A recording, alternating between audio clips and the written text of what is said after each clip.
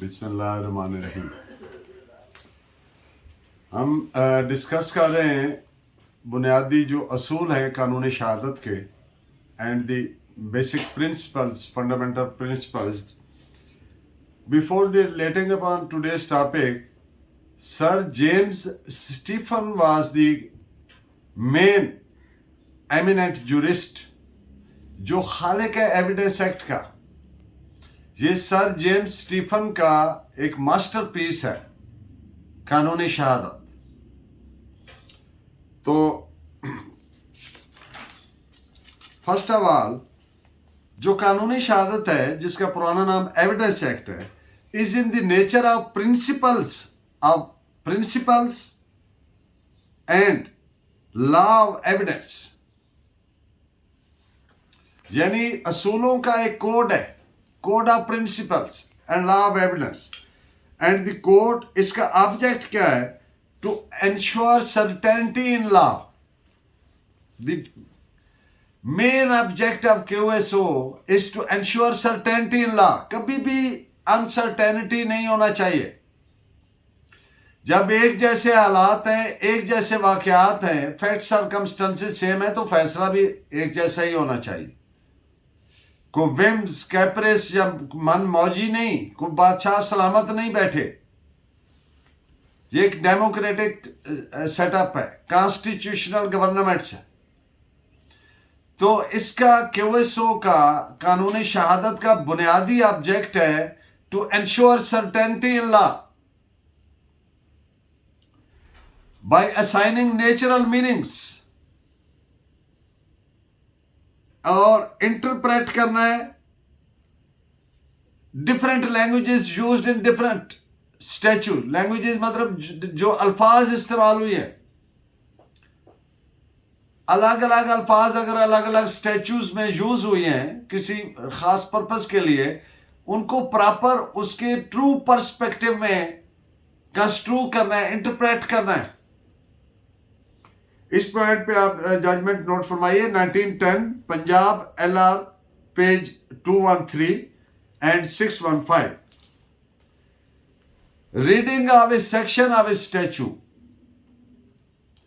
किसी भी कानून के जो सेक्शन है, दफा है, उसको कैसे पढ़ना है? It is to be read as a whole organic,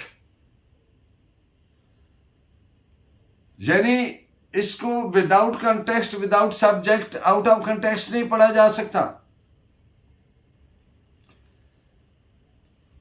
वो एक शेर है ना कि न पस मंजर हटाओ दास्तां से, कि सब कुछ सिलसिला दर सिलसिला है। तो इसलिए ये नहीं हो सकता कि इसको कंप्लीट ऑर्गेनिक होल्ड के बगैर पढ़ेंगे तो इसका मीनिंग चेंज हो सकता है। और इसी तरह कुरान पाक में अगर आप देखें तो है कि और तुम नमाज के करीब मत जाओ, यहां पर नहीं रुकना। आगे क्या है? जब नशे में हो तो बात को पूरा पढ़ना होता है एज ए होल ऑर्गेनिक। आधी बात की जाएगी तो उसका मफहूम गलत हो सकता है। तो reading of a section is to be read as one organic whole. This is reported as 2003 CLD page 868। कानूनी शहादत को कहते हैं कि it is a testimonial compulsion. लाजमी है इसके तहत शहादत होना। अदरवाइज क्या हो सकता है कि जो एडमिनिस्ट्रेशन ऑफ जस्टिस ही नहीं हो सकेगी। अगर कोई कहेगा मैं नहीं बयान देता ऐसे, या मैं जवाब नहीं देता ऐसे, तो ये टेस्टिमोनियल कंपल्शन है, ये मजबूरी है गवाह की कि इसके मुताबिक उसने बयान देना है, जवाब देना है। This is reported as AIR 1957 Calcutta page 520। QSO is an independent code, और ये CRPC की प्रोविजन के ताबे नहीं है। वो नहीं इसको बाउंड करती, कंट्रोल करती। ये इंडिपेंडेंट है from the provisions of CRPC। This is reported as AIR 1957 Calcutta page 520। अब देखते हैं कि किसी एक्ट में किसी सेक्शन के साथ कोई एक्सप्लेनेशन दी गई है, तो इस एक्सप्लेनेशन की लीगल हैसियत क्या है, कानूनी हैसियत क्या है, और इसका ऑब्जेक्ट क्या है, पर्पस क्या है। ये बुनियादी तौर पर कोर्ट को अनेबल करती है कि इसको कैसे समझना है। एक मिसाल दी जाती है, जैसे एक्सप्लेनेशन दी जाती है।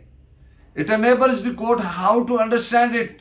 पैरामीटर्स क्या हैं, किस पर्सपेक्टिव में इसको समझना है बात को। इस पॉइंट पे आप नोट फरमाइए 2003 CLD 88 page. Construction of QSO, इसको कैसे कंस्ट्रू करना है, कैसे समझना है। ये एक एग्जॉस्टिव डॉक्यूमेंट है, हर तरह की इवेंचुअलिटी को फोरसी करता है, हर तरह की सूरत हाल को कवर करता है। और कोर्ट ने जब भी किसी मामले को कंसिडर करना है तो अपने आप को महदूद करना है to the provisions of QSO, कानूनी शाद।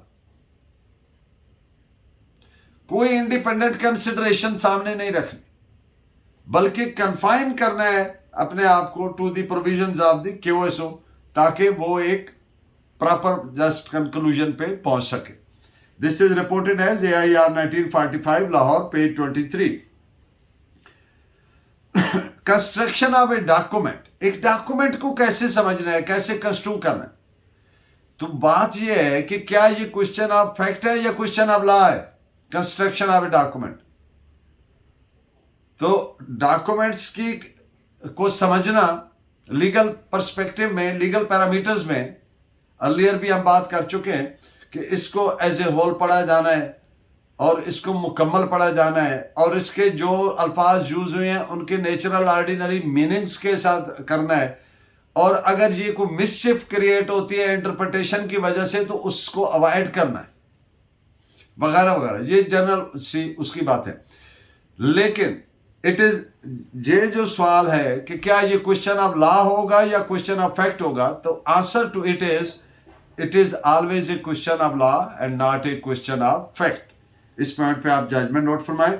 PLD 1990 supreme court page 972। और वाइड ऑर्डर, एक होता है वैलिड, एक इनवैलिड, और एक होता है वाइड। इनवैलिड वो होता है जिसको वैलिड किया जा सके, उसका कोई लैकुना रिमूव करके। वाइड है जिसको वैलिड नहीं किया जा सकता। तो वाइड ऑर्डर जिसके खिलाफ पास हुआ है उसको चाहिए कि वो उसकी प्रॉपर प्रोसीडिंग फाइल करे और उसको सेट असाइड करवाए। This is reported as PLD 1977 supreme court page 599। और दूसरी बात, आज के लेक्चर की आखिरी बात, कि वाइड ऑर्डर जो है उसके ऊपर जितना मर्जी सुपर स्ट्रक्चर डेवलप कर लें, that is bound to collapse.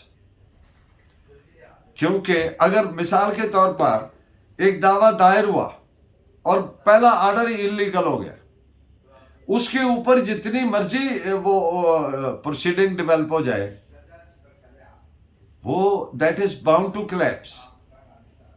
क्योंकि इनिशियल ऑर्डर जो है वो वाइड ऑर्डर। तो it is reported as PLD 2009 SCMR page 339। Next lecture में हम बात करेंगे प्रिंसिपल ऑफ लिस्पेंडेंस पर। Keep watching and guiding. अल्लाह हाफिज।